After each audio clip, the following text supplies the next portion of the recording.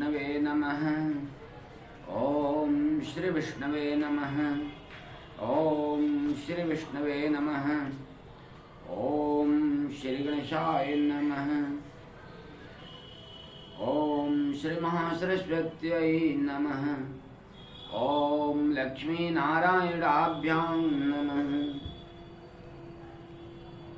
सनातन धर्मानुरागी सज्जन वृंद भक्तगण,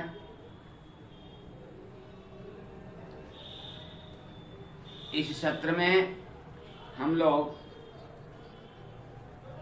पितृपक्ष के महात्म्य और इसमें क्या करें क्या न करें इसके संदर्भ में बताया जाएगा।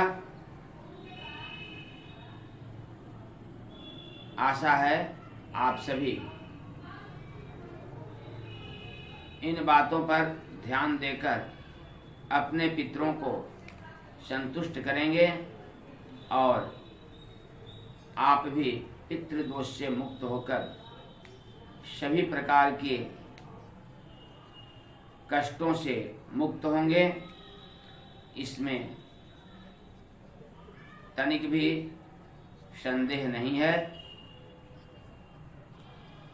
तो आइए जानते हैं पितृपक्ष कब से कब तक रहने वाला है, तत्पश्चात इसके महात्म्य और इसमें क्या करना चाहिए क्या नहीं करना चाहिए।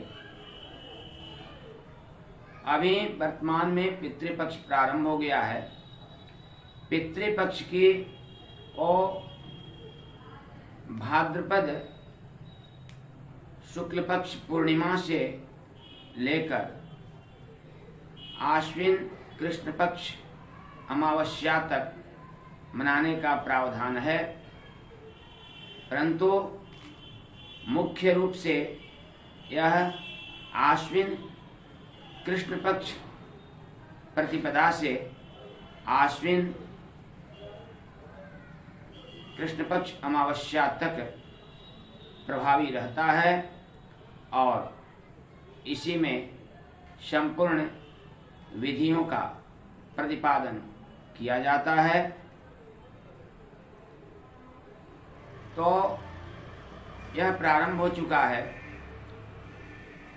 यह 11 सितंबर रविवार 2022 11 सितंबर 2022 रविवार से प्रारंभ होकर 25 सितंबर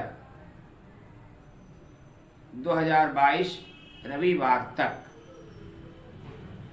रहेगा। इसमें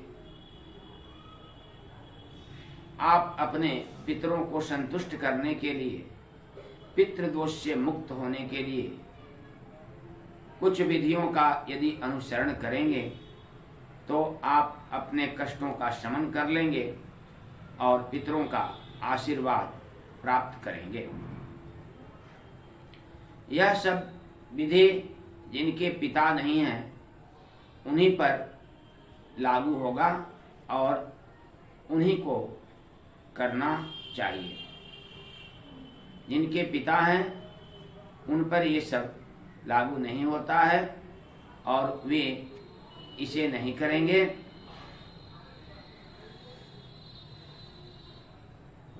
जिनके पिता नहीं हैं वे अपने पितरों को संतुष्ट करने के लिए इन पितृपक्ष के दिनों में ब्रह्मचर्य का पालन करेंगे, तामसी चीजों का त्याग कर देंगे, खाट पर शयन नहीं करके जमीन पर या चौकी पर शयन कर सकते हैं। पूर्ण ब्रह्मचर्य का पालन करेंगे।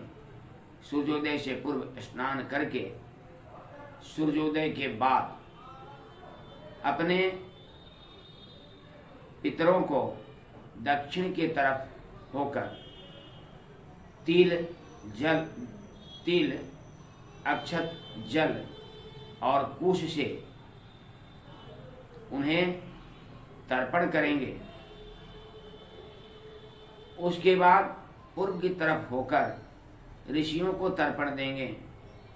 पुनः भगवान भास्कर को अर्घ्य देंगे। ये तर्पण की संक्षिप्त विधियां हैं।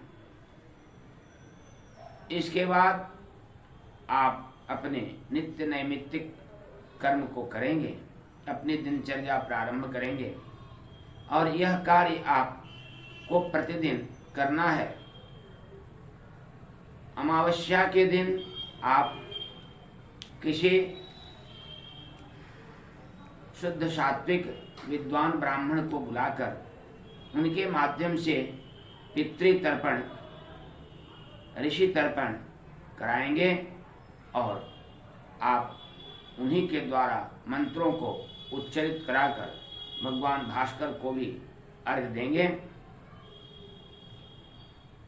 तत्पश्चात ब्राह्मणों को, शुद्ध सात्विक विद्वान ब्राह्मणों को बुलाकर और आदर पूर्वक उन्हें शुद्ध सात्विक भोजन कराएंगे। तत्पश्चात उन्हें दान देंगे तो आपको पूर्ण फल की प्राप्ति होगी।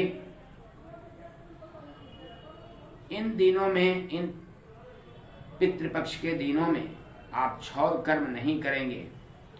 अमावस्या के दिन ही आप स्नान के पूर्व क्षौर कर्म करेंगे। क्षौर कर्म यानी बाल, दाढ़ी, मूछ, नाखून बनवाना, काटना, ये सब इन दिनों में आप नहीं करेंगे।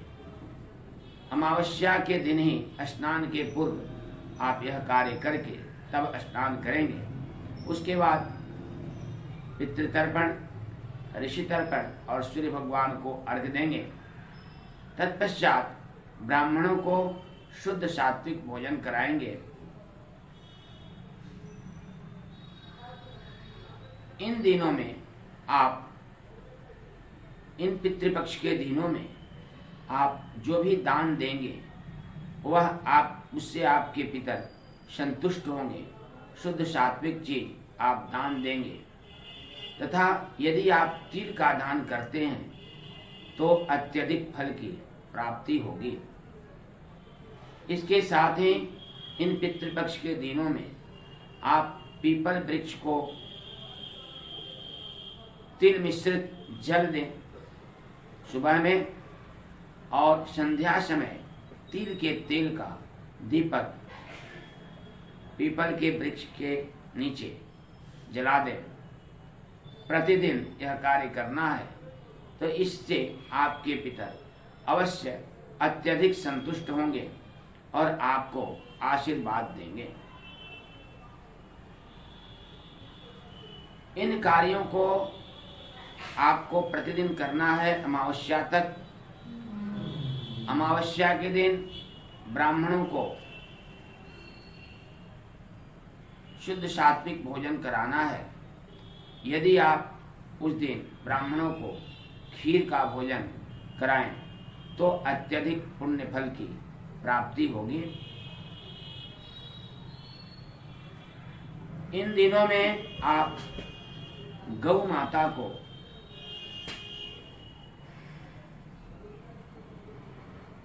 घी लगी हुई, गाय की घी लगी हुई रोटी और उसमें गुड़ मिलाकर सुबह में प्रतिदिन खिलाएं तो भी आपके पितर अवश्य अत्यधिक संतुष्ट होंगे। इन दिनों में आप कौवे को भी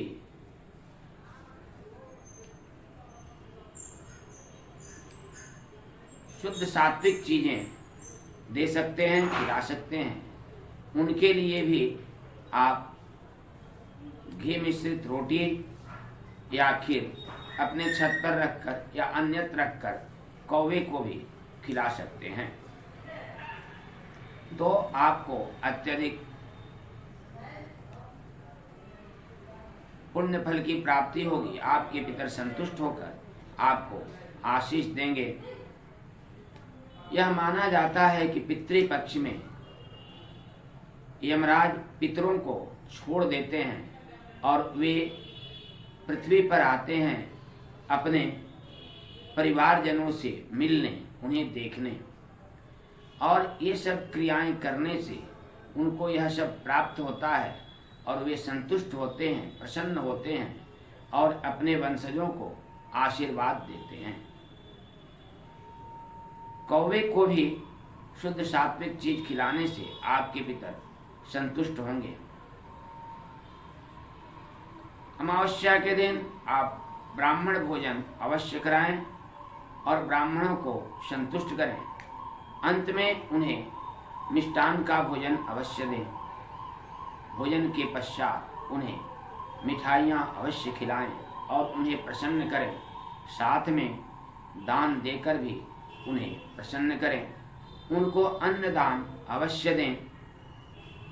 अन्नदान सर्वश्रेष्ठ दानों में से एक है, इसलिए अन्न का दान आप भोजन कराने के पश्चात द्रव्य के साथ साथ अन्न का दान भी और वस्त्र का दान भी करें, क्योंकि ब्राह्मण इस पृथ्वी के देवता हैं। इसीलिए उन्हें भूदेव, विप्रदेव, महेश्वर ये सब संज्ञा दी गई है। कारण यह है कि ब्राह्मण संध्या गायत्री करते हैं और भगवान को ही समर्पित रहते हैं, इसलिए वे पुण्य के धनी होते हैं। उन्हें पितृपक्ष में दान देना, खिलाना अत्यधिक पुण्य फल प्रदान करने वाला होता है और आपके पितर संतुष्ट होते हैं और वे अपने पूर्व जन्म के किए हुए पापों का इसी माध्यम से शमन भी करते हैं तथा अपने वंशजों को ऐसा करने से वे आशीष देते हैं। उनका आशीष देवताओं की आशीष के समान होता है और आपको सभी संकटों से मुक्त करने वाला और मनोकामना को पूर्ण करने वाला, आपका मंगल करने वाला होगा। यदि आपके पितृ संतुष्ट नहीं हैं तो कोई भी देवता आप पर कृपा नहीं कर सकते हैं। इसके लिए आपको पितृदोष का निवारण करना अनिवार्य होता है। जिनके यहाँ पितृदोष होता है उनके घर में निरंतर कलह होता रहता है और भोजन में अवांछित चीजें आ जाती हैं। साथ ही उनके यहाँ का वातावरण अत्यधिक दुखद हो जाता है, अप्रत्याशित घटनाएं घटने लगती है। ये सब पितृदोष के कारण हैं। उनके यहाँ बच्चों की शादी विलंब से होती है या नहीं होती है और अनेक प्रकार की बीमारियां उस परिवार में ग्रसित किए हुए रहती है। ये सब पितृदोष के लक्षण हैं। जिनके घर में ये सब होता है वे समझें आपके पितृ आपसे असंतुष्ट हैं, तो ये सब क्रियाएं उनके यहाँ जिनके पिता नहीं हैं अवश्य करें, जिससे उनके पितृ संतुष्ट हों। पितृ संतुष्ट होंगे तभी देवता भी आपको आशीर्वाद देंगे। अन्यथा आप यदि देवताओं की पूजा करते रहे और आपके पितृ आपसे असंतुष्ट हैं तो देवताओं की पूजा पूर्ण फलदायी नहीं होगी। इन दिनों में श्रीमद् भागवत की कथा का श्रवण करना भी अत्यधिक पुण्य फल देने वाला होता है और इससे आपके पितृ संतुष्ट होते हैं और उन्हें सद्गति मिलती है, उनको मोक्ष मिलता है। ऐसा श्रीमद् भागवत के प्रारंभ में ही वर्णन किया गया है। गोकर्ण और धुंधकारी के माध्यम से धुंधकारी प्रेत बन गया था, जिससे वह कष्ट भोग रहा था। गोकर्ण ने उसे श्रीमद् भागवत की कथा सुनाई और उसको मुक्ति मिल गई। अर्थात इन दिनों में श्रीमद् भागवत की कथा का श्रवण करना भी अत्यधिक पितरों को संतुष्ट करता है। साथ ही इन दिनों में यदि तीर्थों में जाकर हम स्नान करें और वहाँ पर तर्पण करें, वहाँ पर ब्राह्मणों को भोजन कराएं, तो वह तो और भी अच्छा है। यदि गंगा स्नान करके तब गंगा जी में ही हम यह सब कार्य करें, तर्पण करें और उसी के किनारे ब्राह्मणों को भोजन कराएं, तो वह तो और भी पुण्य देने वाला होता है। और इसमें विशेषकर गया में जाकर यदि कोई तर्पण करता है, पिंडदान करता है, तो उसके सौभाग्य का भी कहना ही क्या।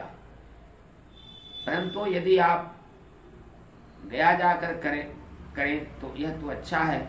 यदि आप नहीं कर सकते हैं तो घर पर भी ये सब क्रियाएं आप कर सकते हैं और अपने पितरों को संतुष्ट कर अपने पितरों का और अपना भला कर सकते हैं और उनका आशीर्वाद प्राप्त कर सकते हैं। इन्हीं शब्दों के साथ अपने वाणी को विराम और आप लोगों को कोटिशः साधुवाद, कोटिशः प्रणाम।